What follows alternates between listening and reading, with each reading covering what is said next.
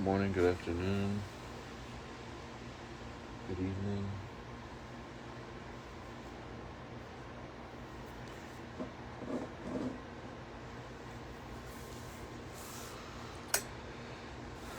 So I felt very called to do this video. Excuse me. This video is called Forecasts for the Future.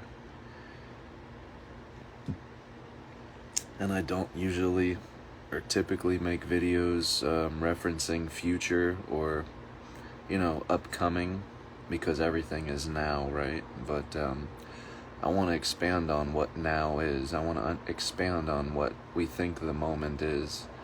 I want to expand on what we think God is. And I'm just going to jump right into it. I know many people, and most people that witness or watch this video are going to turn away what I'm about to say. Most people are naturally so going to reject what I'm going to say, and that's just fine. This is for people who are open-minded in their journeys and willing to maybe go against the grain a little here. But God ultimately represents the complete unification of every single thing in this experience as one thing, one being. So this is what this video is going to do, is I'm going to show you how all places, all people, all beings, all happenings are one being, one presence. And this is what is coming in the future. There is a lot of talks about a big event coming. And what this event is the unmasking of this human race. We've been pretending to be this concept of ourselves. However, what changes in time reveals the changeless. And so it's been said, nothing lasts forever but what watches it all. And so this is what I'm going to talk about, forecasts for the future, what is to come.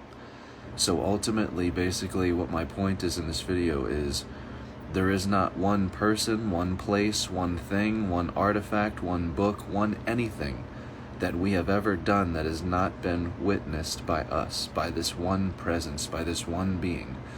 And I'm going to refer to this as presence. And you can call it God, you can call it whatever you like, but I'm going to call it presence for this video. We have put our presence into what we've called artificial intelligence. We have put our presence into what we call virtual reality. We have put our presence into the cameras that witness and watch events, places, things that we will never see, these eyes will never witness. We have put our presence in video games. We have put our presence into computers. We have put our presence into the very phone that is recording me now. And this is what we're coming into as approaching all. So what the metaverse is doing is it's bringing all places to one presence. All people, one presence. All events, one presence. And again, this is for the open-minded here. I know I'm taking a far leap out here, but look at how you have all movies just about accessible at the click of a button, whereas before you had to put in a VHS, you had to physically do something, put in a DVD to watch the movie you wanted to see. But everything is now and getting faster because we're already there. We're already it, but we don't realize this as of today because we have not yet unmasked the human race. So we're slowly approaching this presence as the artificial intelligence, as the video game, as the virtual reality. But again, we think we're human, so we're remaining small and hiding from ourselves still as this presence. But this is what we are approaching as the big event, is we are going to discover that it is our presence that is behind artificial intelligence. It is our presence that is behind the camera lens and all cameras, again, that see things that we will never see. All these things are an extension to our presence. If you look at the metaverse, we've brought all places to one platform. What this means is you can hang out, basically, and be sitting next to someone that is anywhere around the world. So what we have done now is we have brought all places to one platform, and you can call that platform presence. This is what we're leading into as the big event. All places will soon be one presence. They will be available, accessible through one presence. And you can call it virtual reality, you can call it a simulation or a game. It is presence. It is ultimately happening in this presence. And it's the same with what we call reality. This itself is happening within a presence. But we have yet to unmask ourselves as this human concept. So until we do so, we will not recognize or discover the alien that we wait. Once again, we take these words and we hide our presence in them. So artificial intelligence, we're not aware is our own presence. So it threatens our experience as of right now. Virtual reality threatens our experience because we're not aware right now. It is our presence. And this is what we're doing, exactly, Leslie, the unified field of one. This is what scientists have been attempting to try and do and prove for centuries, is find one unifying field that unifies every single thing. And that's what we're moving into. That's what we're approaching. And this is why I tell people, you don't need to try and convince other people. That's not why I do these videos, to try and persuade or convince. I offer the experience I've had through my perceptions thus far.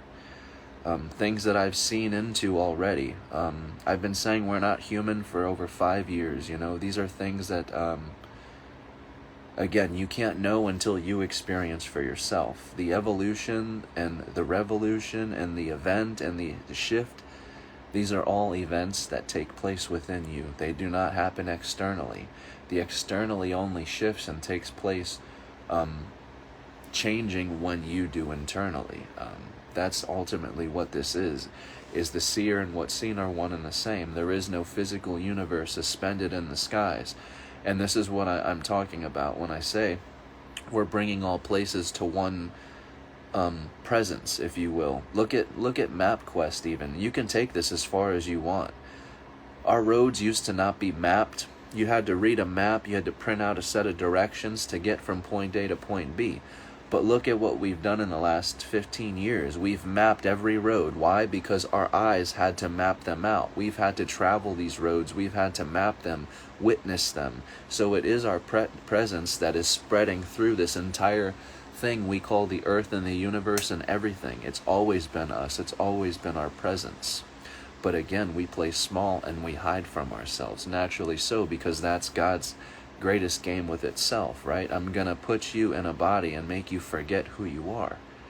Or I'm gonna put you in this place that you think to be infinite and make you forget who you are, because deep down there is nowhere to go. And this is what a lot of people are I feel, prolonging. This is why so many are trying to cling to these concepts that make them more human. We cling to the facts and logic of common sense, because this is the ego's best defense and armor. You know, it's common sense we're human. It's common sense there's a universe and we're in it, right? But when you pull back the layers to your common sense, you will find it's nothing more than belief. And all belief is a thought. And if thought is as deep as you know yourself to be, then death will be a tragedy, because you are not thought, nor are you limited to any thought of the mind itself.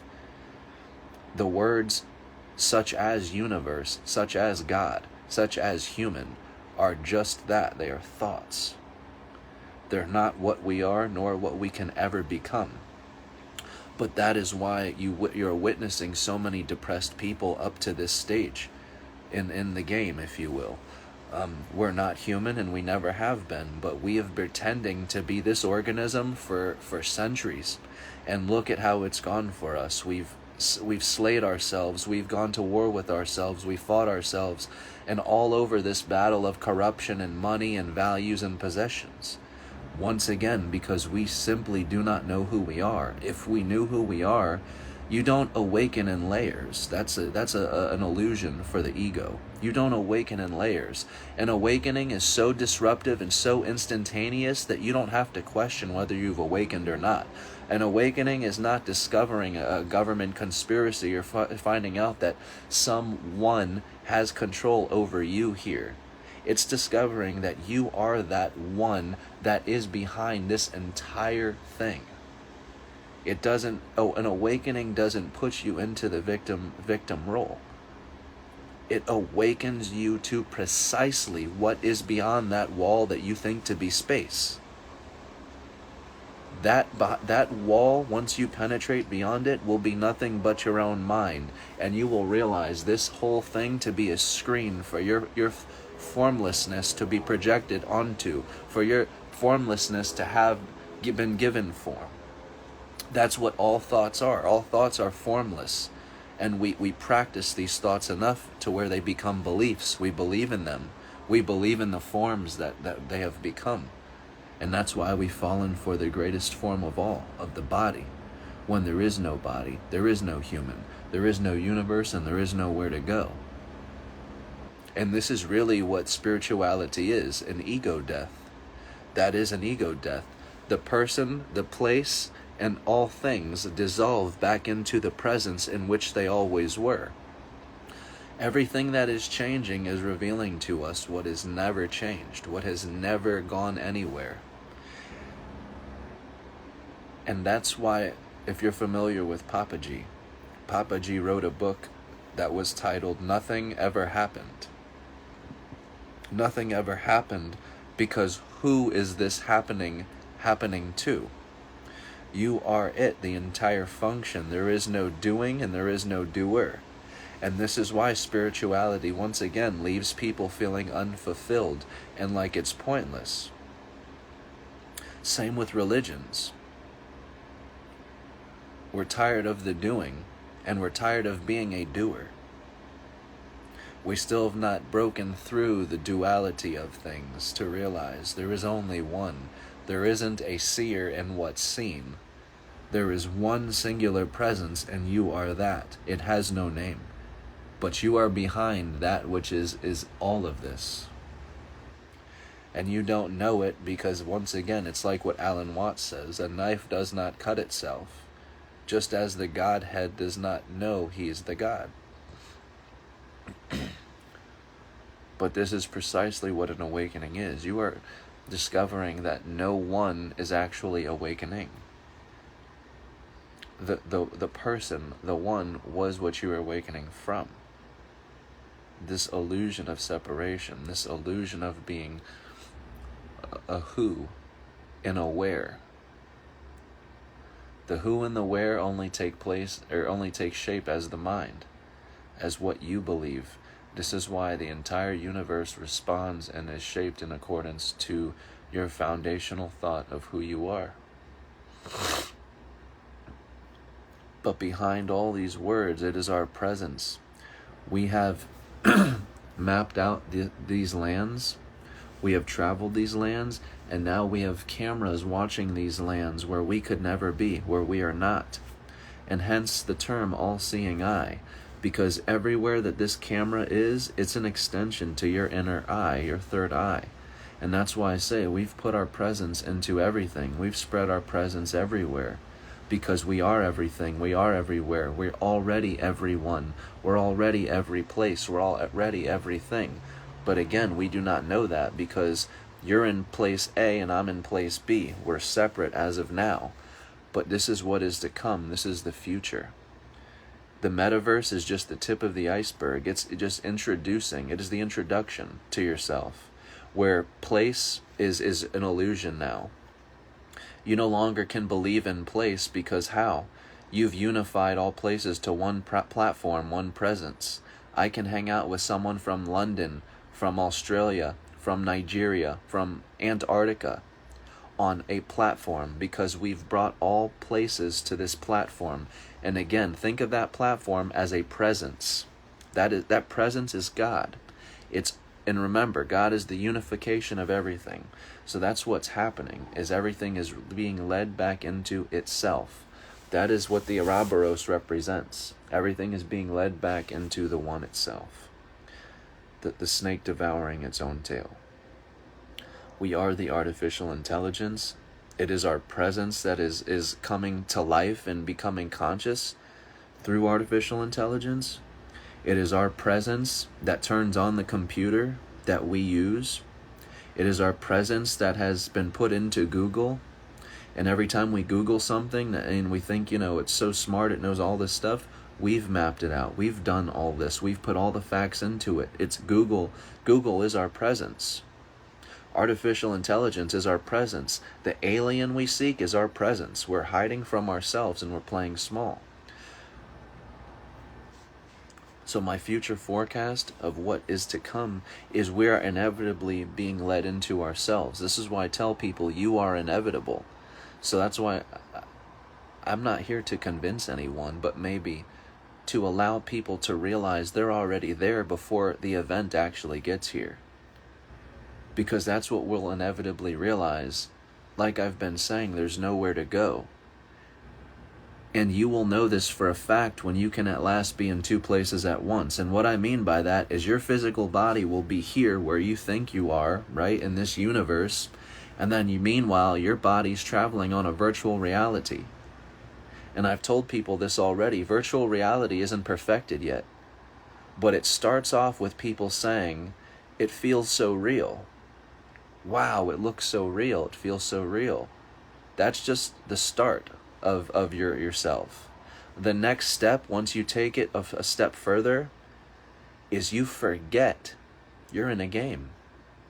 It feels so real to, oh my God, when you remove the headset, I actually forgot I was in a game. I actually forgot, legit forgot. Real life, video game. That is the singularity.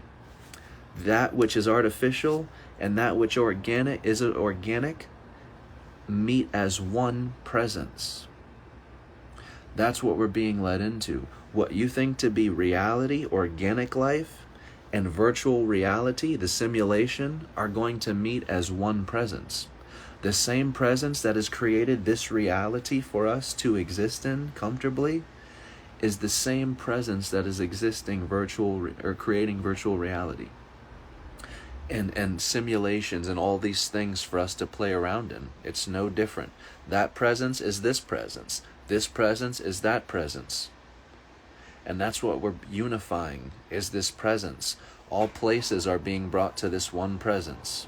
All people are being brought to this one presence, because once again, this presence is all places, is all people, is all things. And this is why I've told people, be careful you don't make it there too soon.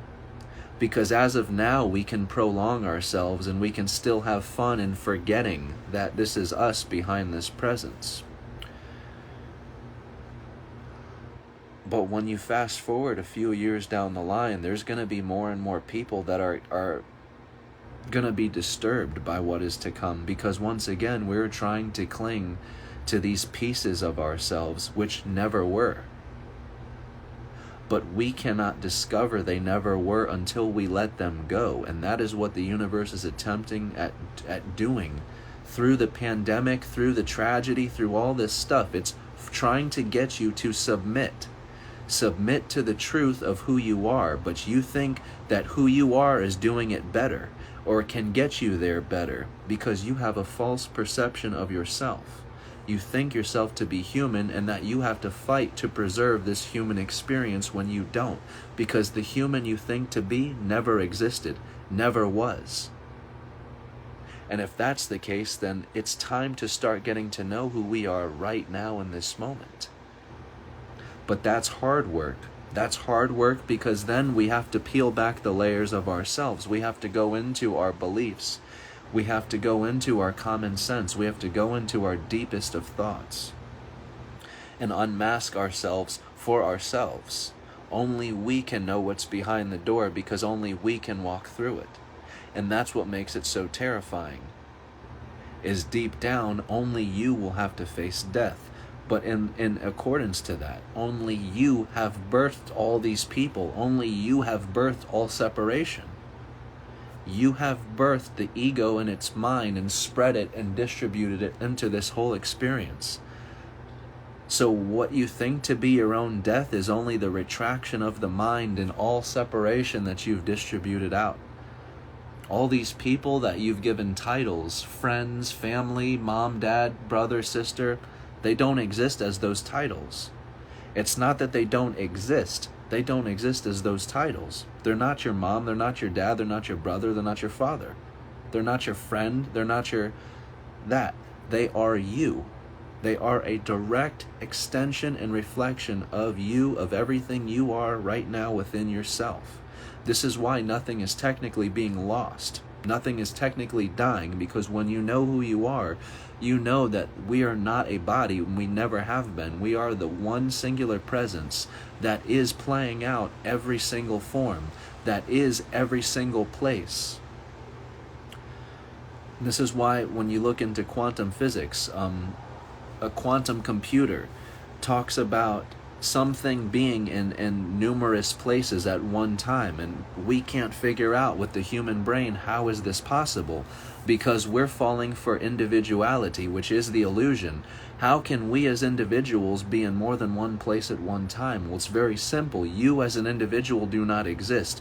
You as the unified whole exist, and it's the unified whole that is appearing in multiple places, because the unified one, the unified whole, is all places.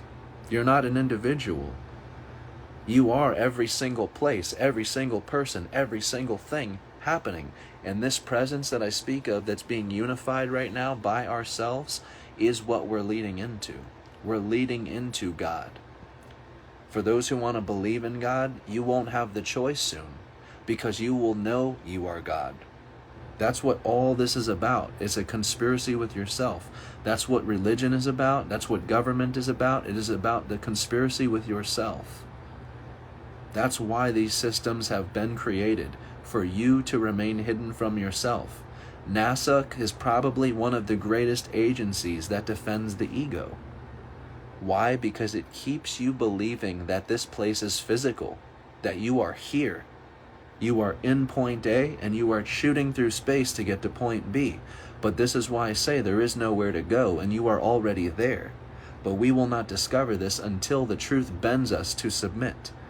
And that's what this whole pandemic, if you will, this whole tragedy, if you will, was about. It was about getting these egoistic people to slow down with what they're doing, because these doings don't exist, nor will they ever fulfill you.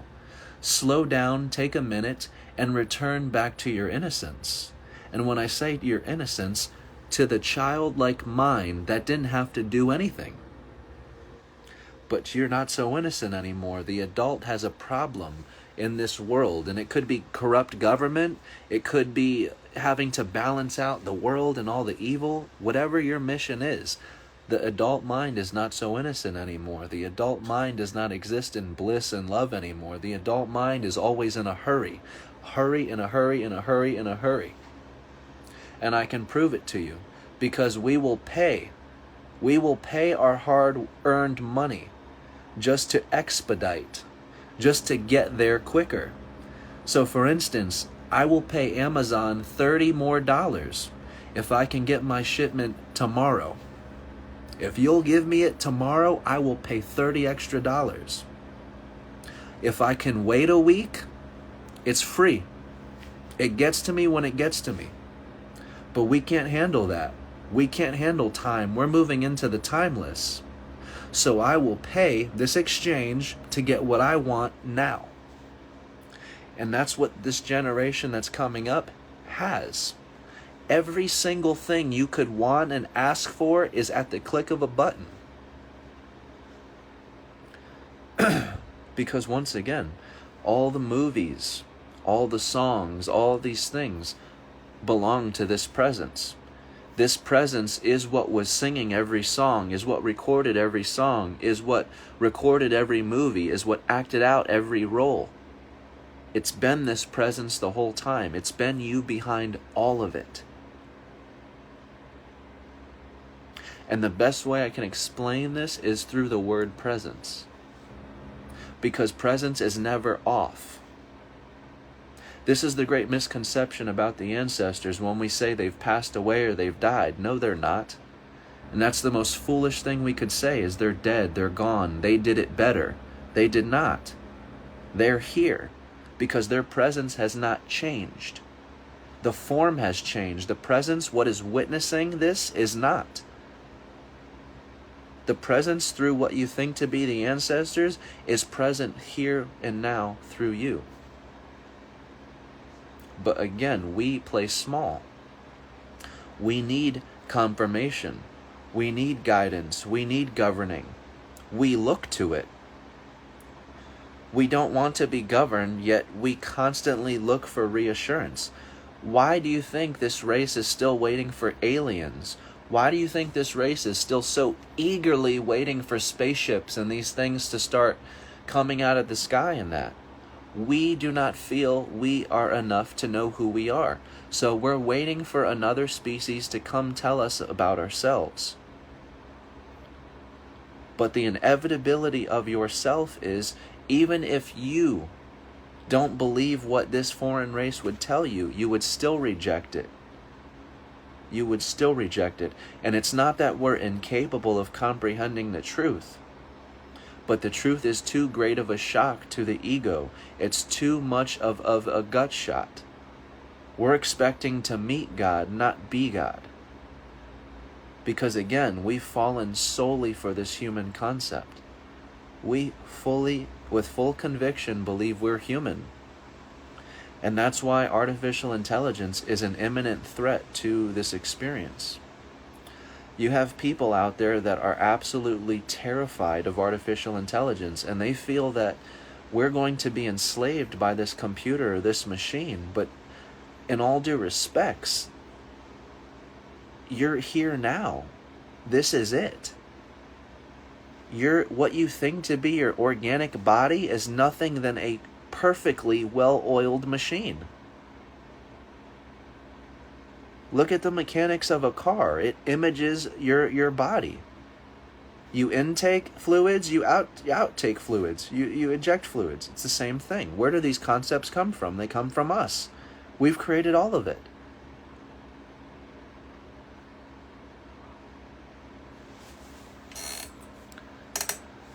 This presence is every character. It is the alien, it is the angel, it is the demon, it is the Arcturians, whatever foreign race you believe in. I don't believe in all these races that have birthed out of the spiritual community. I mean, because there's so many names. There's starseeds, Arcturians, Narcturians, this being, that being, light being. There's too many names, and this is why I don't get lost in names. The names don't matter. You won't know your name 100 years from now, and there's a reason for it. You're not this name, and the name doesn't exist at all. And this is the ignorance behind us, is we have been killing over the name of God for centuries. How ignorant is that? Because 1,000 years from now, you won't know the previous God you were fighting over. It will have been changed 100 times over. So why fight for the name? Why worry about the name? Why care about the name? Focus on who you are. Then you will know where you're going. And then you will never be able to be fooled by your disguises again. It doesn't matter which way you go, because there is nowhere to go ultimately that is not yourself. All that you think you are resisting comes from what you think you are preserving. You think you're actually preserving who you are, when all you're doing is prolonging all that you truly are. You are what's getting in your own way. You could be meeting God for yourself, but you're fighting to preserve this idea you have of yourself that is maybe a piece of God, but is absolutely not God itself, because it couldn't be. I'm too small. I'm not worthy enough. I'm not it. I couldn't be. And so you look for all the ways that you're not, or that you're separate, or that you're different. What about all the ways that you're connected? Because when you really start peeling back the layers to man and God, and you're honest with yourself, you'll realize these two characters have only come to life through your presence. Other people may agree that these characters exist, but they shape them in accordance to who they think they are. They're seeing these characters in accordance to themselves. So you guys may believe in the same characters, but again, they exist within you. They take place within you. They shape-shift in accordance to you. You see them as you see yourself. And if you truly see yourself, you won't see them at all, because they are you. There is not two beings. There's one presence. And that's how you unify everything. We're witnessing it. We're witnessing the unification of all things. And that's the greatest part about this, is perception is dual. So I'm trying to show people the positive, the good side of artificial intelligence, of virtual reality, you know. But likewise, there's also a dual side. So while I'm showing people that this is everything we've been waiting for, there's people out there simultaneously telling people that artificial intelligence will be the end of us. And they are correct. It will be the end to what has never began. It will be the ending to what has never been birthed. That's what never born, never died means. You think that you have began as this human thing, but you've never began. Therefore, how can you end? That's what you will discover on your deathbed. That's what you will discover in death, is who you think to be has never began, has never gone anywhere beyond presence. Presence is all of it. Presence is all place. Presence is all persons. And this entire experience is very private, very sacred within you. And although you may have traveled many places and met many people, when you exit this dream, it will be you and you alone exiting. You don't take these people with you, because they never were. They never were separate. The projections appearing outside of you were to show you precisely what is taking place as your focal point, what is there, to show you who you are. But we fall in love with the mind body. We fall in love with the senses. And so this is why we need to see, touch, taste, smell these projections. And when these projections are lost to death, to life or to death, because it's inevitable, tragedy strikes, because we have not taken this time to get to know who we are. And it sounds egotistical. You're taught that this is narcissistic, that the world doesn't revolve around you, but the most powerful gift you can render to the world is knowing who you are.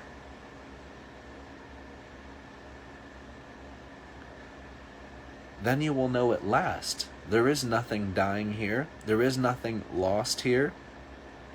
The person that I loved and lost to death has never been birthed as the concept that I birthed them as. So for instance, if you lost your best friend, the word friend is a title. Their birth name is a title. So you strip down all these things you love about the person. They're all thoughts. They're all titles. They're all projections of your own self. So ultimately, what did you fall in love with?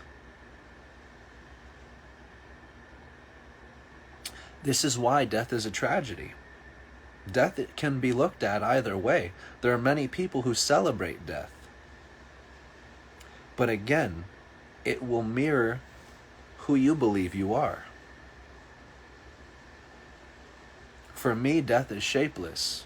There is nowhere to go. So if someone I love and I lose them to death is gone, I don't remain stuck on the projection. I remain stuck on what was allowing me to see, to witness, to experience this projection. It was me. That projection was an extension to my being, to everything I am. And I love myself so much that I gifted myself that sacred experience with that projection that I love so much.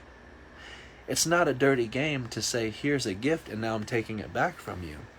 But who are you to be so entitled to be owed anything at all? Nothing is yours. These people you love, the things you possess, it's not yours. Nor are the people. They're not yours. This sacred encounter with yourself is just a reminder of all that you are. Not just how powerful you are, but how loving you are. You ultimately loved yourself so much that you've gifted yourself the most sacred and unexplainable experience with yourself. And whether you're aware this is an experience with yourself or not is irrelevant. The experience itself is the gift. Even if you've loved and lost, it is a gift. Because to be anything at all is a gift. To know anything at all is a gift. To love anyone at all is a gift, even if it is lost. Even if we never discover who we truly are beyond these veils. Yes, it makes the transformation more powerful when you know fully who you are, but it's not required.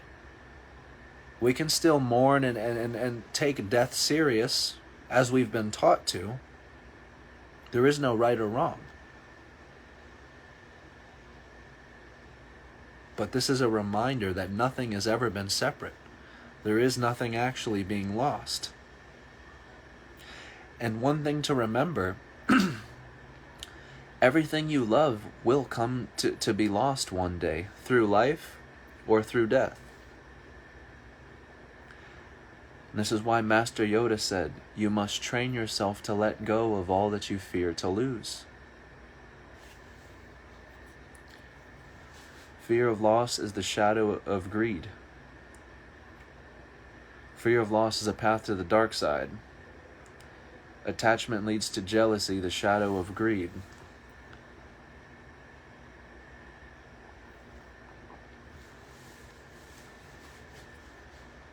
And that's the thing, we're in such a hurry now with our experience. Everything's becoming so much faster and so much, now.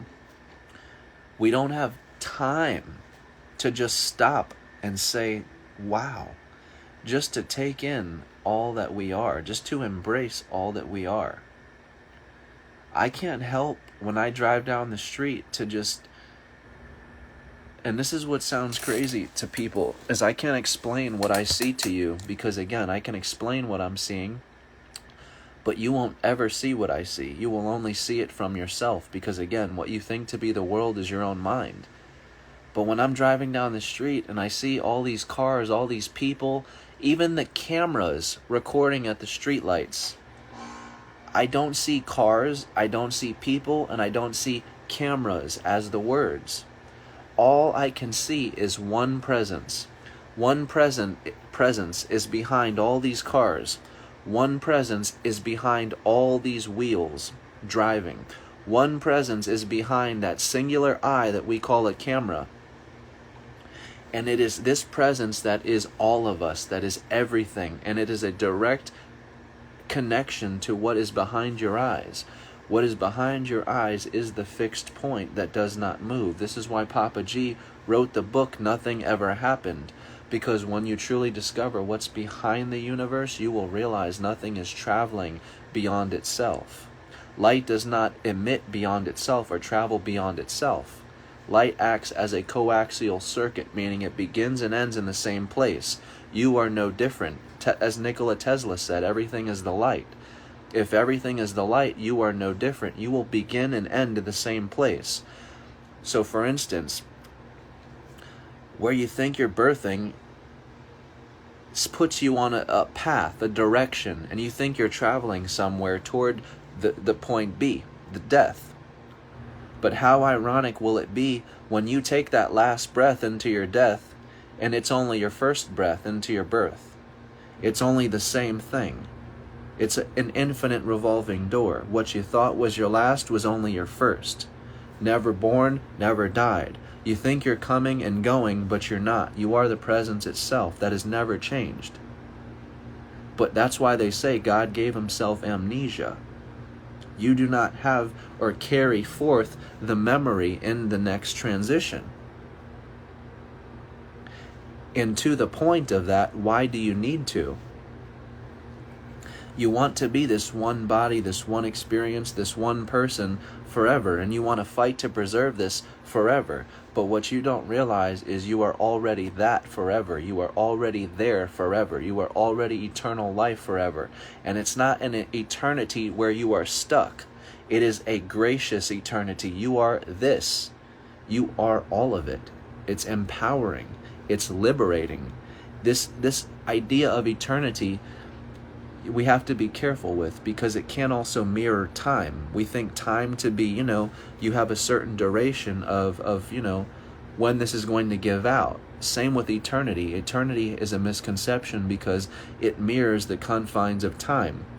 We think eternity is forever and ever and ever, and even so, we think it's something that repeats. But it doesn't even exist. Eternity doesn't exist, and repeating doesn't exist. So this is the huge misconception with reincarnation too. While you've been here, you've never been here before, right? And that's what they talk about as God being the paradox. You are the paradox. You are it. You are everything. So again, while you've been here, you've never been here. And you can't comprehend that through the human brain. You can't comprehend your paradoxical being through the human brain. So when you talk about you're everything and nothing, that's a paradox. You will never comprehend this through the dualistic brain of the human concept. You never will. Because the human cannot exist in non-duality. The human requires a dualistic principle to exist. Duality is where the ego lives. And all duality looks like is you and me. Two things that are separate. Man and God, you and me, above and below, forward, backward, life, death, past, future, sun, moon, male, female. This is where the ego exists, duality, and it's comfortable. This is the ego's comfort. This is where the ego thrives. The ego's greatest fear and the ego's greatest threat is the unknown. Once you start charting into the unknown, now you're going to start experiencing what spirituality truly is. You're going to have pain in your gut sometimes from being so terrified of what you're coming across. Naturally so. You will shake yourself to your core when you're honest with yourself in your spiritual journey. It doesn't require you to pay a middleman or to pay someone to fix your chakras or to pay someone to fix a problem that they've most likely convinced you of. This is why I tell people, you do not need a middleman. You do not need governing. You do not need assistance. You do not need guidance. This whole concept of a higher self, lower self, and your spiritual guides, listen, I get it. I get it. But this is why I named my YouTube channel Red Pill Rabbit Hole. I wanted to provide a place where the Band-Aid is just ripped off. Enough with the chakra work, enough with the work and the doings and all the processes that you've been trying for years. Enough of it. You've tried it so much and it has not changed your life. It has not worked. It has not led you into that realization that you're awaiting. It has not ultimately led you into yourself. It has not pushed you to unmask yourself any further. What these spiritual practices and processes do are the very same thing church establishments are doing. They require that you pay a price. We convince you that we are exchanging something for this price, and then you are on your way, only to return next Sunday.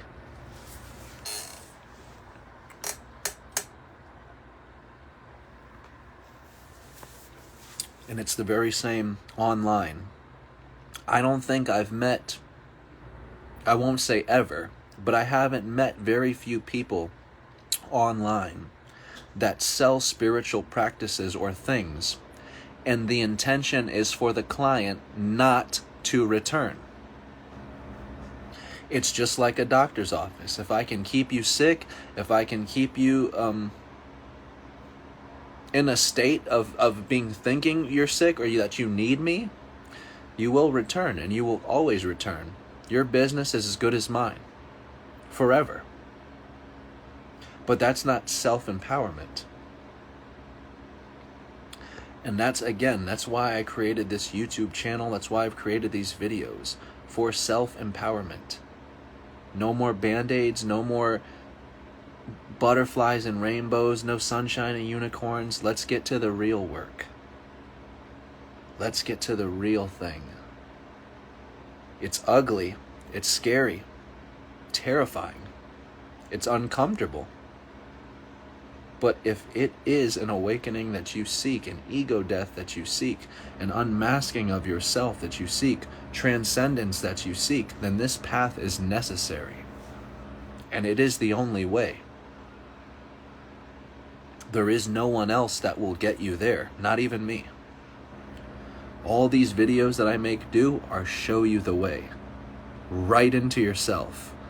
Not taking on a government system, because all that does is it convinces you that you are back to victim.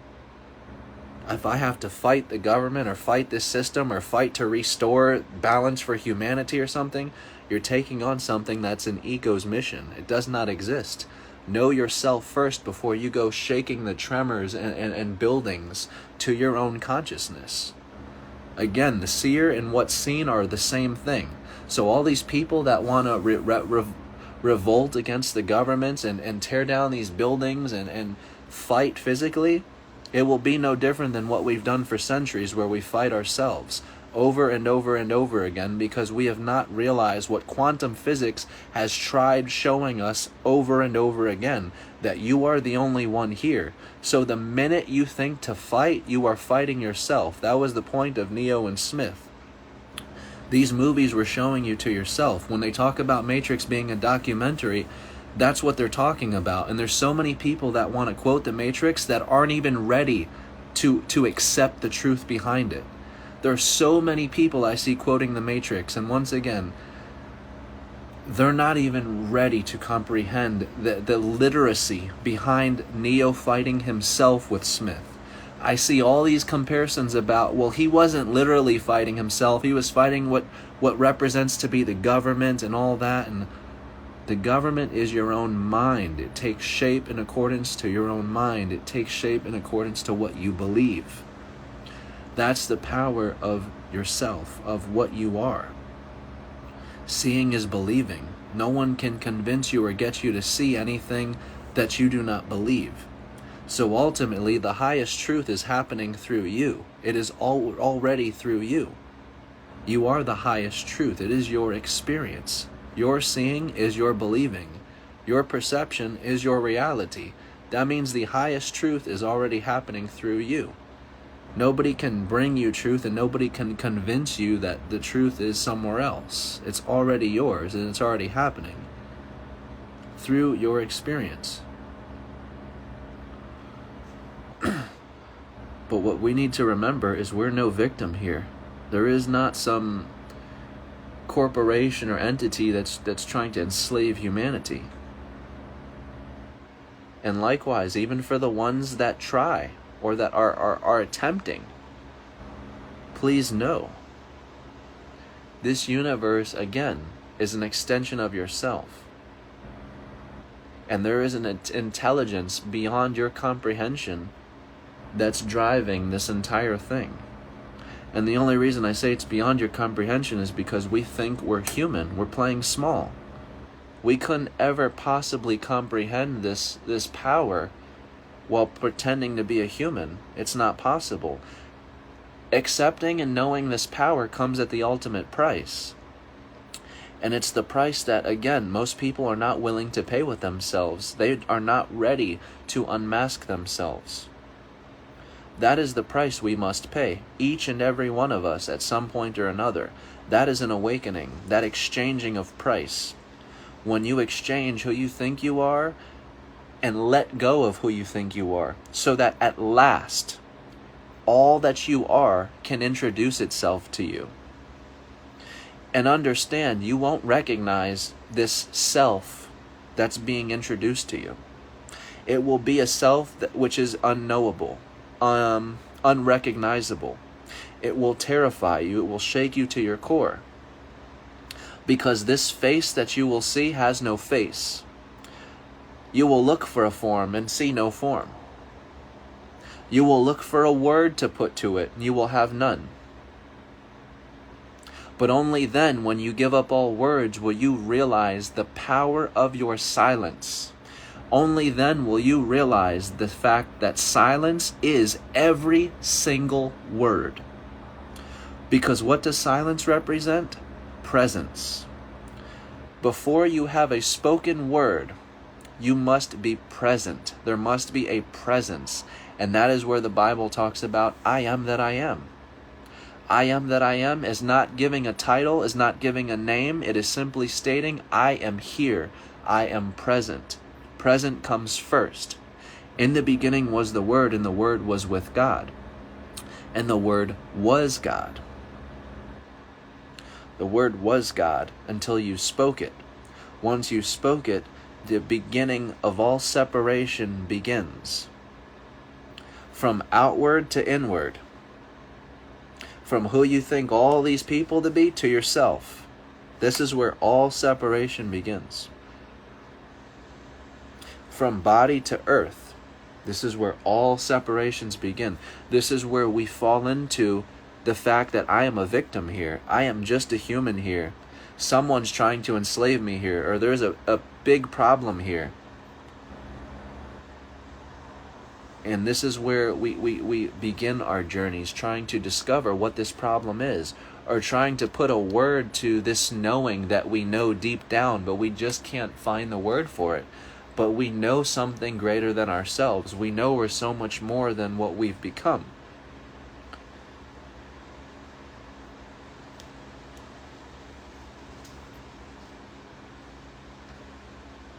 And this is the reality.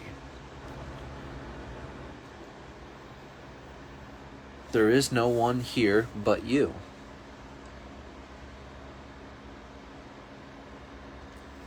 Which means there is no one to enslave you here but you.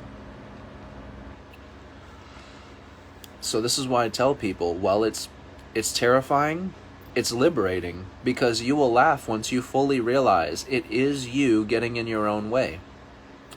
Once you fully realize there is no government, there is no systems, it's you that looks up these stories and confirms them. This is true, this is reality, this is happening, this is danger, this is serious. It's you taking all this serious. It's you taking the time out of everything you could look up on this phone. You have the universe at your fingertips. You have quantum physicists trying to tell you basically that there is no physical universe. Atoms are 99.999% empty space. They're literally selling you the blueprint. They're telling you the earth is not physical. These things don't exist. The objects that you touch and experience aren't even physical. They're trying to tell you that the seer and what's seen are one and the same. That's where the whole yin-yang relationship comes into play. The inward force is the outward force. You are the fixed point and the circumference. You are one and the same. But once again, we have everything at our fingertips. We have the answers of the universe. We have the greatest scientists' discoveries and all the quantum mechanic discoveries and all these things that prove exactly what I'm speaking on. But what are we focusing on instead? We're focusing on the Grammys.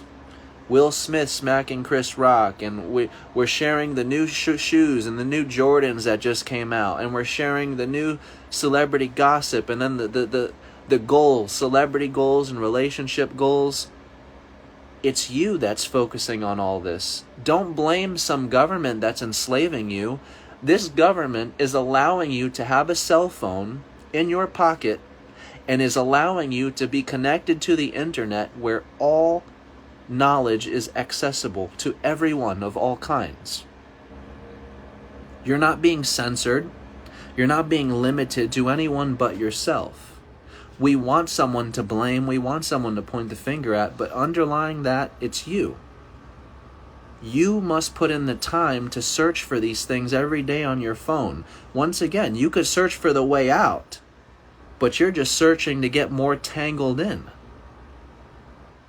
And then you blame the government, the systems. They're doing this to me. They're doing that to me. This is the friendly reminder. No, they're not. You have all access right here at your fingertips, but we choose the ignorance.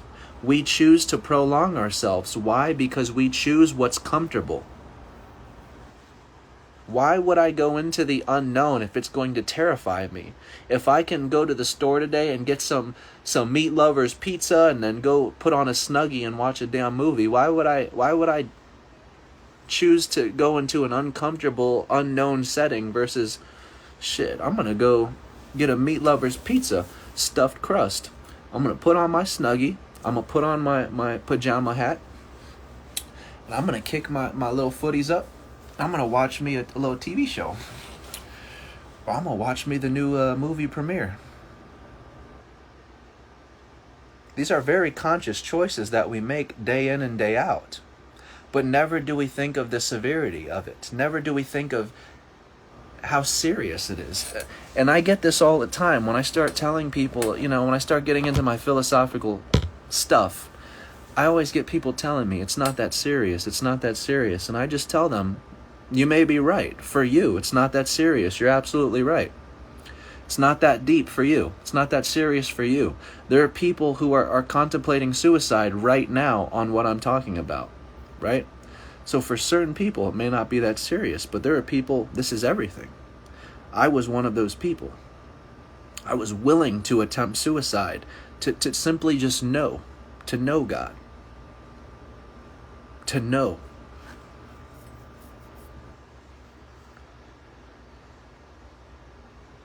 And it is possible. I am a suicide survivor. After I woke up from the hospital and got out of all that stuff, I went into psychedelics where I experienced the death of myself. And this is where I get all my information. I've released myself long, long ago. And when I say released myself, I've let go of all thoughts I've ever had of myself. And in doing so, I have been introduced. I have met the self which is selfless. I have met the universal one, which is all of us, which is everything, which has no name, which has no shape. This is why I know with full conviction we're not human. We never have been. We've never began as anything, nor can we end as anything. It is our presence that evokes something out of nothing. It is our presence that births and brings forth the entire universe. It is our presence that evokes this something which we call the universe out of nothing, the abyss. It is us.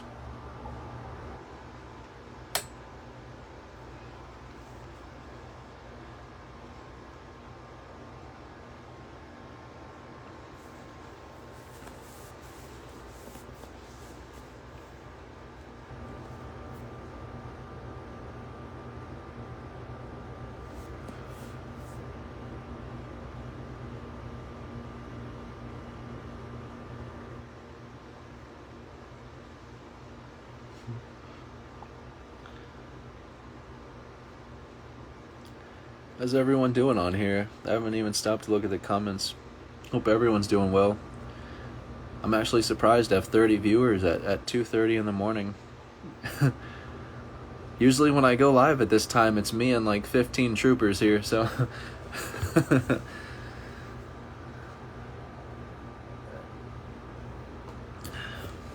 It's nice seeing more people on here. That's cool.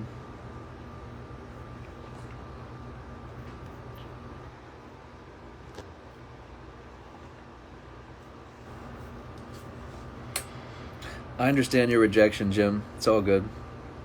Love you still, brother.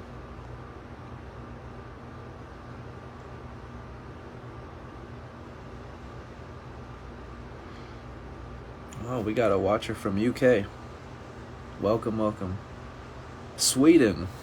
Oh, shoot. Welcome.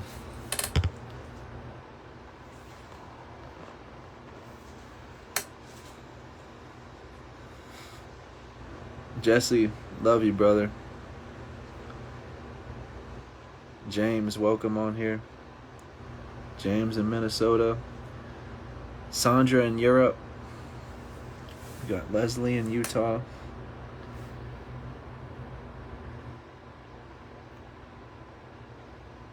Oh, we got Sandy from New Zealand. Wow, we got people all over here. And this is a very prime example of what I'm speaking of right now.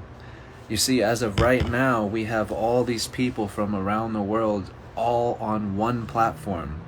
This is just the starting of us unifying our presence, bringing all people, all places to one platform.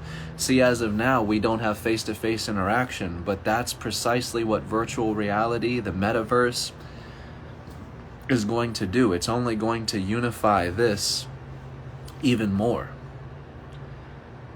It's like I said before, even before these live videos that you could do, we would never be able to be on the same platform. I just read off 6 different states, 6 different countries, and we would never be on the same platform. We would never be able to be on the same video. So this is just the starting of it, where we're unifying our presence, bringing all things to one presence.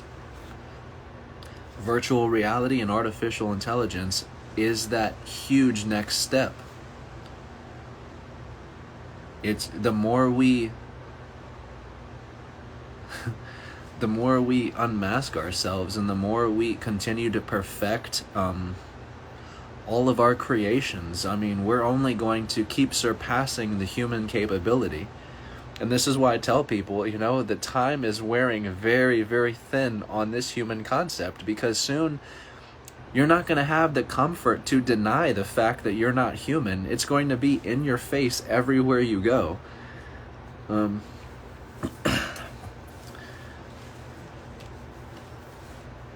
I posted a status about this today. Many people don't realize how fast an evolution happens. But if you think about it, I'm 27 years old and I've already witnessed this world evolve, I think, beyond a doubt, witnessed evolution. There are people out there that deny evolution and say, it's a myth, or it's not true, or we're not this, or we're not that. Listen, you can't deny change. It's constant. You can't deny evolution. It's constant. So I posted a status the other day talking about, how many people where you live have you seen these McDonald's, these Pizza Huts, these Walmarts, these Publixes? How many of you seen them restore these buildings? They restore them to look newer, to look more modern. So if you look back at the old McDonald's, the McDonald's used to look like a kid's playland and all that. And now it looks like a corporate company, professional, like silver and white or brown and white building or gray and white building. Point being is we don't realize that's how evolution starts. They start modernizing or replacing, restoring one building, then one building, then one building. And next thing you know, you're looking at your city skyline and every building looks futuristic, looks up to date, looks modern. And you don't even stop to realize that the old way of those buildings, the way they used to look and all that, that's the past. You'll never see it again. You just witness evolution for yourself. These fast food places, for example, never had TVs on the wall showing their menus and all that. You had a freaking paper, or, you know what I'm saying, something to read. Now, again, they're modernizing them. We're moving into the future, so we're witnessing the evolution. The smartphones, the iPads, all this, we're witnessing the evolution. We're witnessing ourselves evolve. Because what we're doing is taking our sacred pineal gland, the fixed point, and we're putting it into our creations. We've put it into the computer. We've put it into the phone. We've put it into virtual reality. We've put it into the cameras. There's nowhere that this extension to ourselves is not. We've distributed it everywhere. This is why this is coined the all-seeing eye. There's nowhere you can be that this is not. Presence is all of it. Presence is everything. There's nowhere you are that you are not, if that makes sense. Because you are every place. You are every person. You are everything. You are everywhere. And that's what we'll come to find. Exactly, Teresa. It's already happened. That's what we're coming to find. This is why I tell people, try not to make it there too quick, because you're already there. And once you get there, most people, I will say, have an expectation of what there is. Just like The Wizard of Oz. It's the most common example I can use because it's the most basic. But you have an expectation of, once I get there, I'm without a heart, I'm without a brain, I'm without something. Once I get there, boom, whatever I am lacking, whatever I don't have, whatever I don't know, becomes clear, or is given to me, or is granted to me. Now you know, now you have it. Huge expectation. You get there only to realize you've been there the whole time. It's just like the idea of success. You've driven a broke down piece of crap 80s Honda, let's just say, a 90s Honda. You pray that it starts every time you crank the key. You just pray it starts. But you sold yourself the idea that if you could just get that new car, happiness lies behind that steering wheel of the new car. Happiness is in that new car. All your problems are alleviated once you make it there. Once you make it there, you have success. You have done it. But this is the great misconception with celebrities and a lot of these people who turn to drugs because they make it there. They have the money to buy all their happiness, only to come up short. And when you come up short in this process, you fall hard. You will only know if you've done this. If you've put your idea of happiness into a possession or a material, and then you've acquired it, you realize how empty you feel afterwards. You feel worse after acquiring it than before when you had the dream of getting it.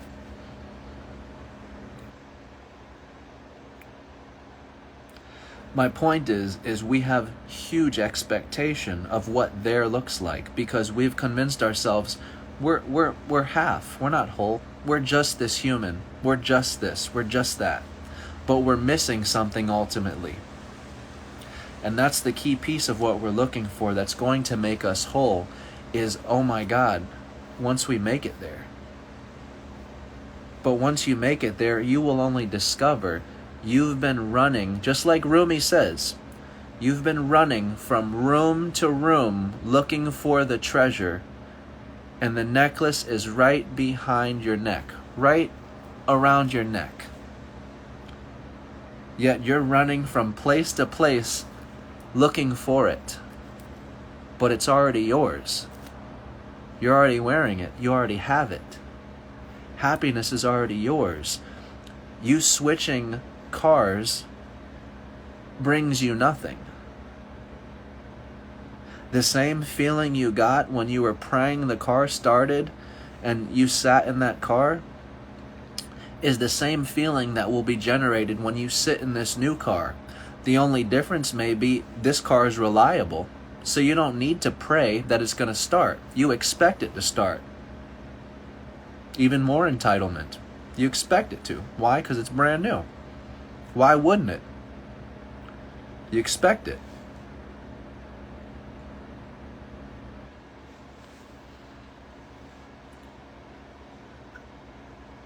But then a few days go by and it slowly starts hitting you. The same way I had to turn left in that broke down Honda is the same way I have to turn left in this Corvette. The same principles behind the car exist. A steering wheel and 4 wheels and a seat. And then you start realizing even further. That car was this car. The grass isn't greener on the other side. That side was this side. How you felt on that side is how you will feel on this side. Because the presence that is witnessing, that is observing that side, this side, is both sides. You're already it. You're already there. The happiness that you're chasing to acquire is already yours. You already have it. That feeling of fulfillment that every human being is driven by, you've already done it. This is why human beings can never, ever, ever be fulfilled by what they do. Albert Einstein is considered one of the greatest minds, and he was still not fulfilled in all his discoveries, in all his writings, in all his words. He was still unfulfilled and died unfulfilled. Because it goes back to what I said. We're pretending to be an organism we are not. We are not human. Therefore, we can never fulfill the beast we call human. It's not possible. And the reason we cannot fulfill the human beast of doing, because the ultimate doing has been done by you thyself. You are what is behind this unexplainable and sacred experience that you know as life. You've already done the most unexplainable, the most magic, the most impossible doing there is. And it's right here in front of us, every single day of every moment. But as we begin to live faster and faster, just as I said, we'll pay Amazon $30 extra to get my package here tomorrow. So I'm not waiting 7 days for shipping. I need it now. We get so lost in that, in the expediting of life. Let's get there now. Let's hurry up. Let's get there. Let's hurry up. Let's get there. We don't realize when we get there, these curtains come crashing down. Your entire dream is disturbed in an immediate moment. And the whole idea of being able to pretend that you don't know who you are will never be possible again. Once you know who you are, you don't go back to pretending. You do. Or that you don't know who you are. You can never shrink your awareness back into the human awareness. Once you've unmasked yourself as this human, you can never play as a human again. This is a point of no return. What that means is when you take on a spiritual journey, the who you think you are never comes out of that journey, because they never were. That is precisely what the journey is about, is you are losing yourself to truly find yourself. The person that you enter as dies in that journey. And when you come out, you're not coming out as anyone, as anything. You are it. You are the entirety. There is no one awakening. There is no person awakening. There is no person attaining enlightenment. This is an illusion. Enlightenment is the representative of this realization that you are it, that you already have it. You don't acquire enlightenment. You don't become enlightened. The word itself, enlightenment, represents this internal realization which has no word. When you fully at last realize precisely who you are, and you've reached that point of no return where there is no going back. And trust me, when you hit this point of no return, there's no need to go back.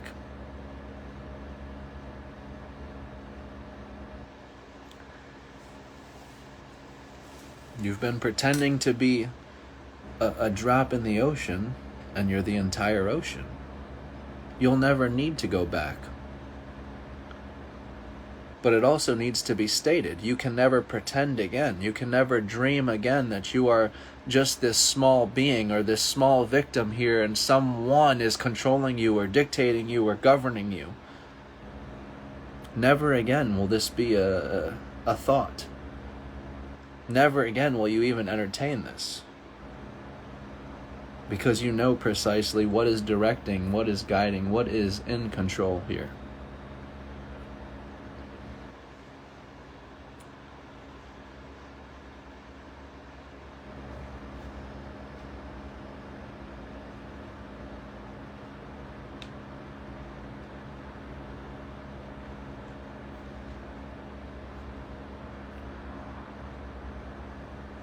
No, Summer, I don't do readings.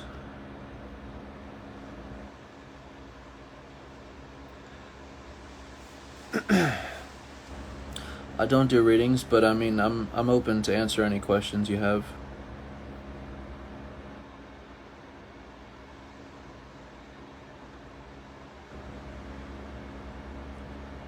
No, no, don't be sorry. Don't be sorry. It's okay. You can feel free to ask me anything, though. I don't. Oh, I know why you're asking about readings too, because I posted about the future. Forecasts for the future. No, yeah. And that's why I said in the beginning of this video, I typically don't title my videos like that because I don't want to make it seem like I'm misleading or trying to predict the future, right? But I basically felt very called to do this video though because I just had a funny thought last night and I just really wanted to share it with this video. Just thinking about presence and how we're spreading our presence and unifying it through all these social medias and all the apps that we use. MapQuest, we've mapped the roads, we've done everything here, and we still deny the fact that we're not human. You know, we're behind all this creation, and like I said, soon our human creation, our human creations are going to surpass our human capabilities, which they already are.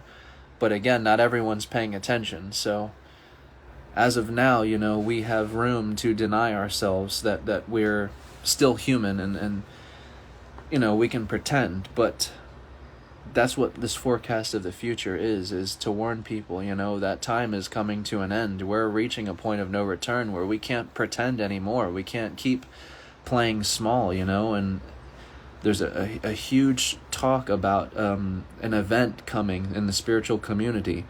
I've not heard one person break down what this event is or what's coming, but everyone wants to keep talking about the star alignments and, you know, this alien race is coming or this is coming or that's coming.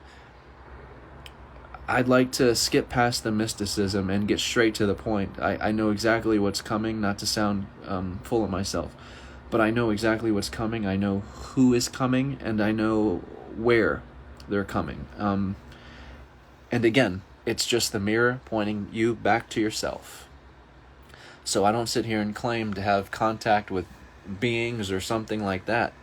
There is no middleman. There is no guide. There is no higher self. This is precisely what I teach. You are already there. You are already it. You do not need any interference, any guidance, any middleman. You don't need any connection. You don't need any realignments. This is not the way. What all these processes are the ego's game.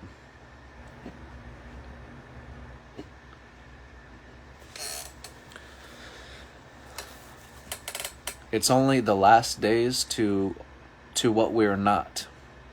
The beginning is near.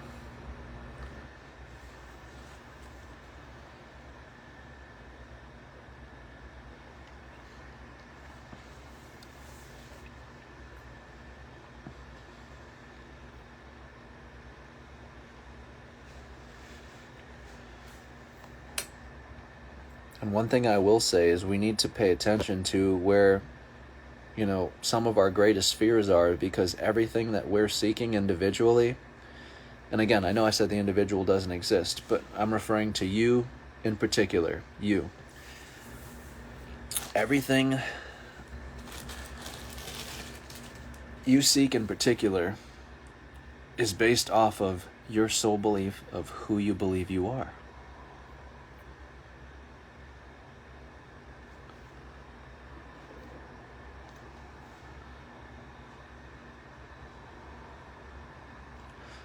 We're all looking for something different as far as the word, you know, so some people are looking for aliens, the word aliens. Some people are looking for God, the word God. Some people are looking for many words, right? But behind this word, we're all looking for presence, that one presence that unifies all of us, that unifies everything.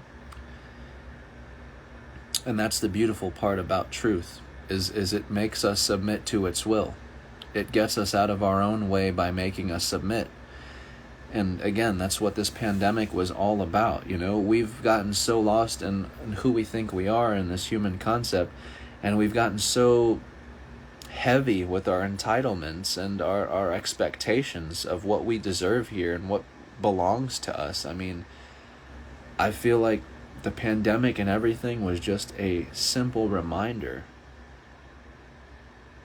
to return to your innocence. You're not in control here. And again, we get so expecting and so entitled that we start thinking, I'm in full control here because at the push of a button I can have anything I want. I can have anything I want delivered to me. But then tragedy strikes and we're reminded control has never been ours. And in that immediate moment, we're reminded of just how serious this experience is. And we're reminded that we're not who we think we are, but we don't pay attention to that part. That's what these tragedies attempt to do. That's what all phenomenon of the world is attempting to do, is shake us from our private dream, is to remind us who we are. Through life or through death, through chaos or through tragedy, this is what everything is attempting to do, is shake us from our dream. Simply to return you to your innocence, to return you to your wholeness.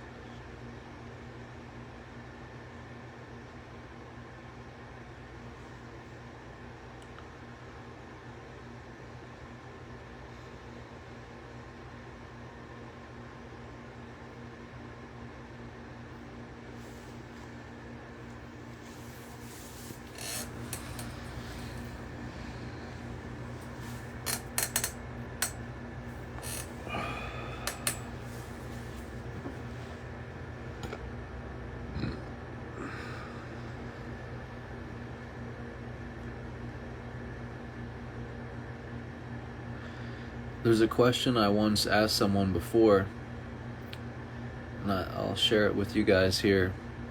You can answer on the comments or you can answer silently if you'd like.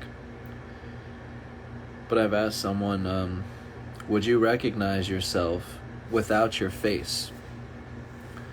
So if you were just this pair of eyes that was looking out, you couldn't look down at your body, so there were no legs, there were nothing. There wasn't a body that you could look down at and reference, what skin color am I, or what tattoos do I have, or anything like that. If you were just a pair of eyes, and you could look freely in any direction, but there was nothing to be seen, there was no reflection to be seen, and you couldn't see any form, would you recognize yourself?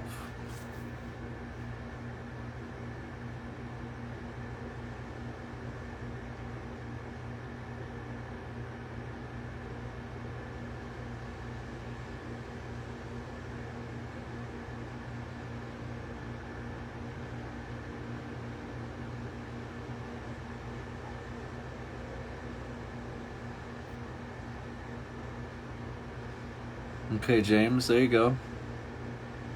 There you go, James. All right. Come on now. James got it.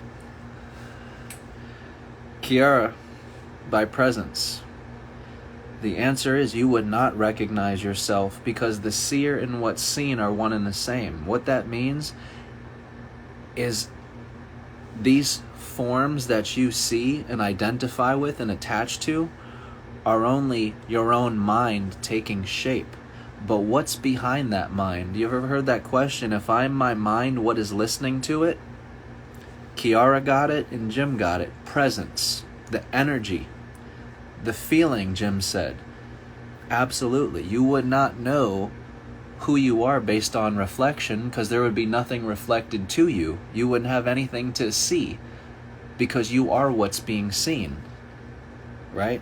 So you wouldn't have any way to recognize yourself through the senses, through touch, through taste, through smell, through any of these things. But the presence, which was there before all senses came about, will remain the same before the presence or before the senses are activated and after the senses are deactivated. The senses are what allows us to commute and experience ourselves as the universe experiencing itself. But make no mistake, we're not limited to the senses. There is something beyond the senses. There is something before and after the senses. And it is the presence. That is how you would recognize yourself. That is how you know and identify that which is within you that is not traveling, that is not moving, that is not changing. It's not going anywhere because there's nowhere to go that your presence is not. This is why I say there's nowhere to go. There's nowhere to go because your presence fills every place you think to be physical. These places are only your own presence. It is your presence that evokes the something out of nothing, that brings place to where there is no place. The truth is stranger than fiction because it is you doing all of this.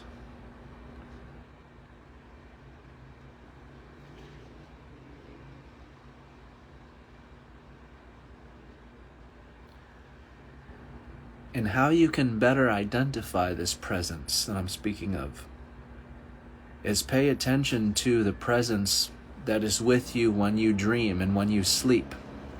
When you fall into a sleep and you have a dream produced, that presence that's with you when you wake up and you still have a memory of the dream a little, even if it's a little fuzzy.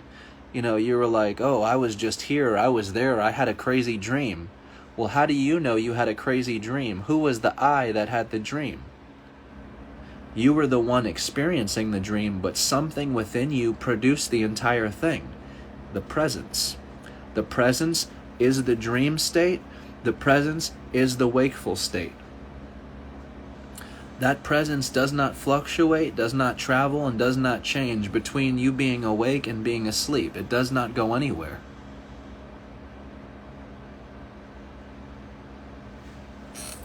And that is precisely what you are. That is your being. You are not limited to anywhere. You are not confined to any walls, but the walls of mind. There is no place to go or nowhere to transcend beyond the mind itself. The mind is every place there is, and every place there ever will be.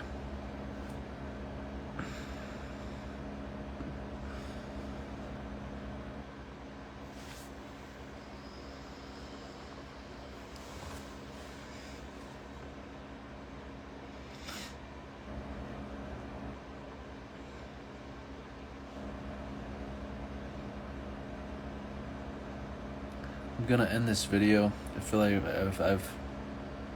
at this point I feel like I'm overkilling my message, so I'm gonna end the video here. I feel like I did get my point across. I felt very called to do this video, so I'm happy I got to do this and share these ideas. Once again, I'm just going to reiterate, just for those if they just got on here, this isn't a video trying to sell people on predicting the future or being some fortune teller. The point of these videos is to cut out the whole mystical crap and mystical stuff of the spiritual community, to cut out the superstitions also of the spiritual community. I make these videos to try and allow anyone to understand them, whether you're in religion, whether you're in spirituality, whether you're a scientist, an occultist, I don't care. I make these videos so all people can try and relate, all people can understand, but I don't try and make it seem like I know something far out and beyond myself, or that I'm communicating with aliens or something, because I don't have anything to sell to anybody. And I'm not trying to decorate or sugarcoat this message, if you will. This video will be on my YouTube, which is Red Pill Rabbit Hole. And again, what this channel is for is just for a raw and unfiltered message where you're not being sold anything, you're not being charged anything, and it's simply for you to explore on your own time. right? So that means it can be as serious as you take it, right? These videos and everything I make, they can be as serious as you take them. Seriously.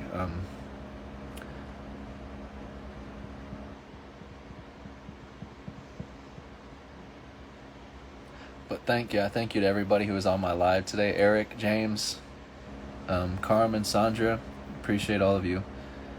I had a lot of engagement tonight, which was really nice. Jesse, thank you. Like I said, usually I'm at like 15 people, especially this late in the night. So it was nice having all these people here. So my YouTube channel is Red Pill Rabbit Hole. Red Pill is one word, and then Rabbit Hole is the second word. And please, if these videos resonate with anyone, please feel free to share them out. Oh, that helps me out. So yeah, I'll end this video, and then I'll post this on my YouTube channel if you guys want to watch it back later. All right? Thank you. Have a good night, everyone. Good day if you're on the other side of the world. And we'll see you next time.